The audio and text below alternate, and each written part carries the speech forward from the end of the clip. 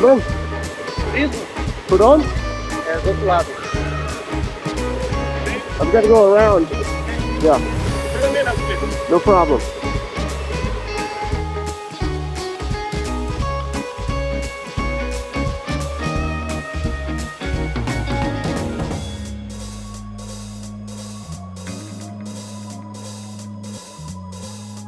Our final day in Brazil started with a quick bus ride over the Paraná River and an unofficial visit to Paraguay at the Itaipu Dam, the second largest hydroelectric station in the world, cranking out an impressive 14 gigawatts of juice.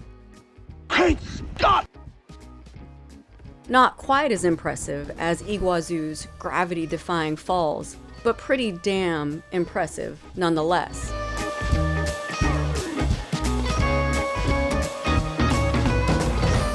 After our unofficial foray across the border, it was time to make things legal and get some fresh ink in our passports. Across yet another confounded bridge to Foz do Iguazu's sister city of Ciudad del Este.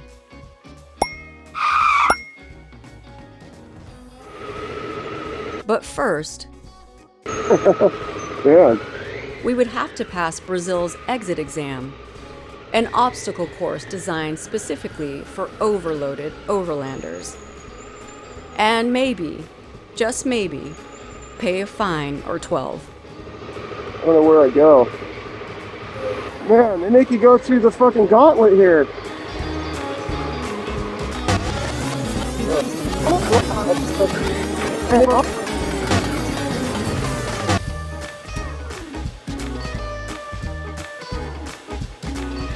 All right, well, fingers crossed, because there's a lot of speed cameras in this country.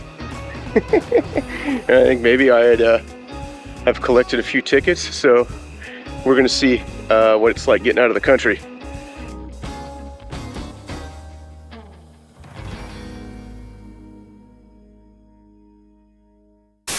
All right, well, immigration was easy peasy, so I guess now we'll see how aduana goes, assuming I can find it.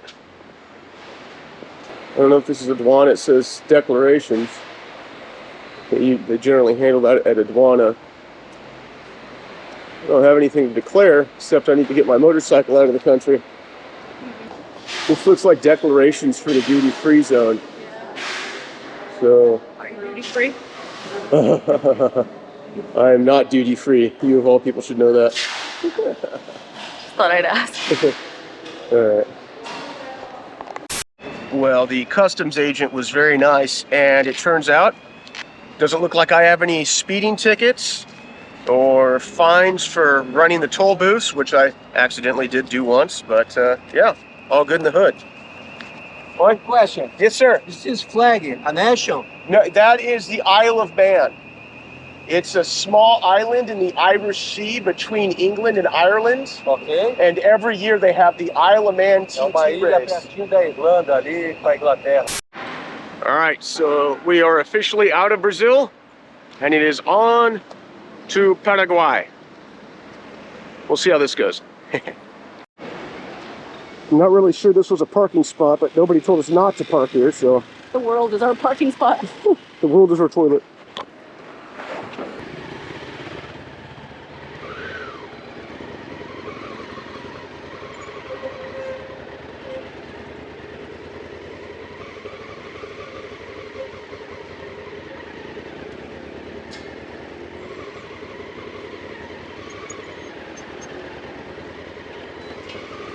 Wow.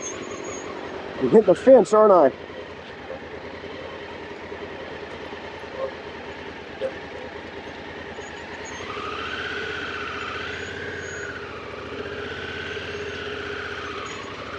Jesus. Woo. All right, I'm out.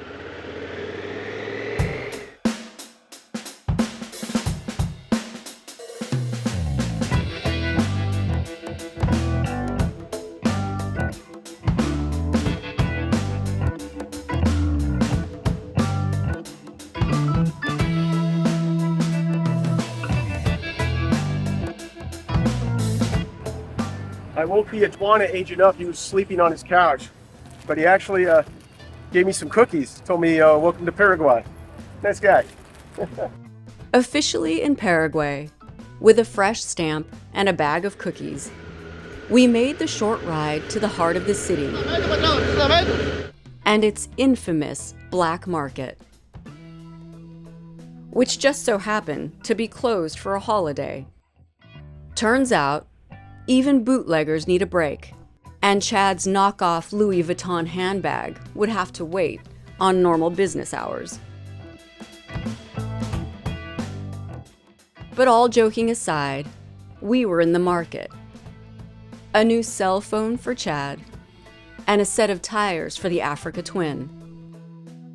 The phone would be easy, but the tires, well, not so much.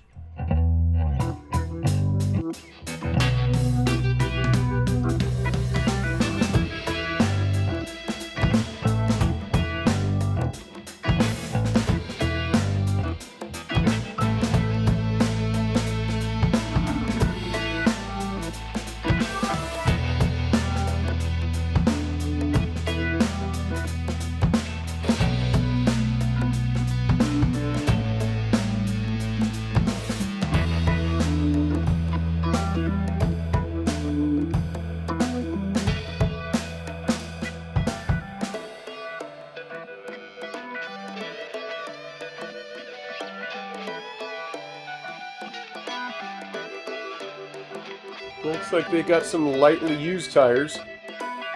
After scouring the city and coming up empty-handed, we returned to the black market under graying skies and shifted our focus from tires to electronics.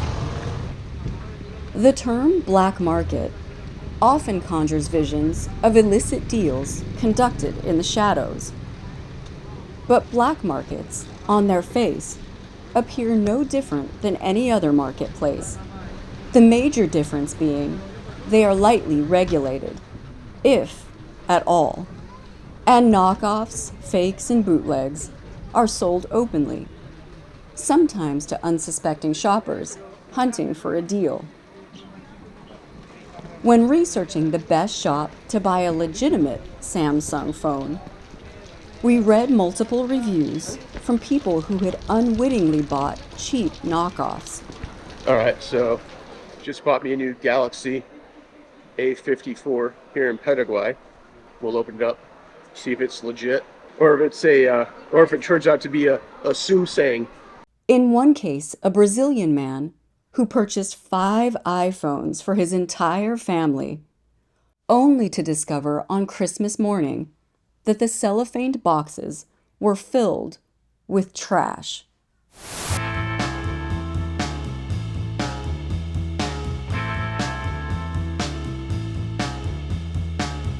We departed Ciudad del Este with Chad's new Samsung, heading west in search of tires.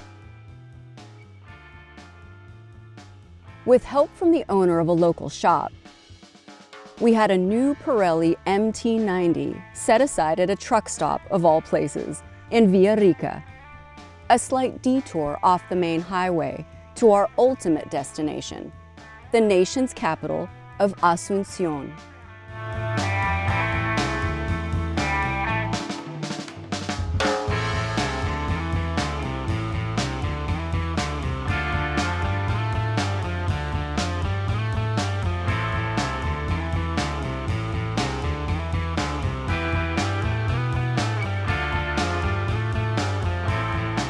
Now this tire still has plenty of life in it, but the problem is we're going to be hitting Northern Argentina soon, and then beyond that, the Ruta de las Lagunas in Bolivia. So I want to take this opportunity and put something with the Meteor tread on there. We were able to find a Pirelli Scorpion AT90, I think it is, or MT90. Wasn't my first choice, but it's definitely a lot meatier than the Anarchy Adventure.